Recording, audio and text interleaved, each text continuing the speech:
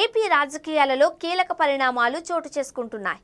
కూటమి అధికారంలోకి వచ్చిన తర్వాత వైసీపీ లక్ష్యంగా రాజకీయ వ్యూహాలు అమలు చేస్తోంది. అందులో భాగంగా ఈసారి టీడీపీ మహానాడు కడపలో నిర్వహించాలి అని నిర్ణయించారు.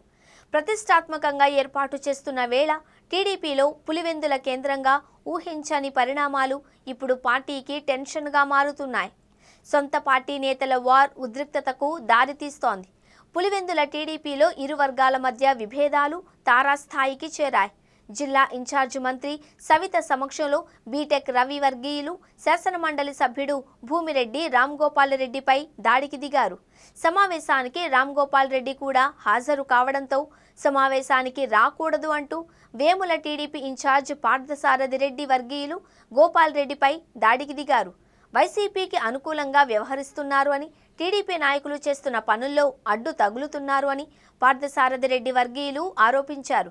మైనింగ్, ఇడుపులపాయలోని IIT ఉద్యోగాలలో క్యాంటీన్ విషయంలో రామ్ గోపాల్ రెడ్డి జోక్యం చేసుకుంటున్నారు అని ఆరోపించారు. మంత్రి సవిత, టీడీపీ పొలిట్ బ్యూరో సభ్యుడు శ్రీనివాసులు రెడ్డి జోక్యం చేసుకోవడంతో గొడవ సద్దుమణిగింది.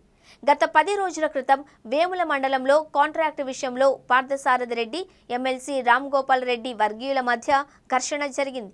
కూటమి అధికారంలోకి వచ్చిన తరువాత పులివెందుల టీడీపీలో నేతల మధ్య వర్గపోరు తారాస్థాయికి చేరుకుంది.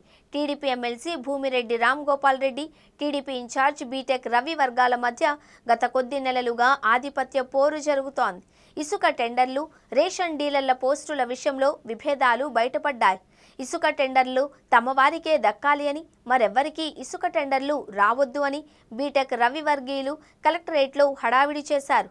అది మరవకముందే రేషన్ డీలర్ల పోస్టులు తమ వర్గీయులకే దక్కాలి అని, మరెవ్వరిని పరీక్షకు అనుమతించవద్దు అని బీటెక్ రవి వర్గం రాద్ధాంతం చేసింది. వరుస పరిణామాలతో రామ్ గోపాల్ రెడ్డి, బీటెక్ రవి వర్గాల మధ్య పోరు తారాస్థాయికి చేరింది. ఇదే సమయంలో కడపలో టీడీపీ మహానాడు నిర్వహణకు నిర్ణయించింది. ఇందుకోసం భారీ స్థాయిలో ఏర్పాట్లు జరుగుతున్నాయి. ఈ సమయంలో పులివెందులలోనే మహానాడు నిర్వహించాలి అంటూ కొన్ని ప్రతిపాదనలు వచ్చాయి.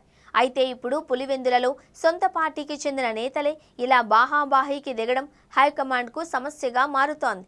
తాజాగా చోటు చేసుకున్న ఈ పరిణామాలపైన పార్టీ నాయకత్వం ఎలాంటి చర్యలు తీసుకుంటుంది అనేది కీలకంగా మారుతోంది.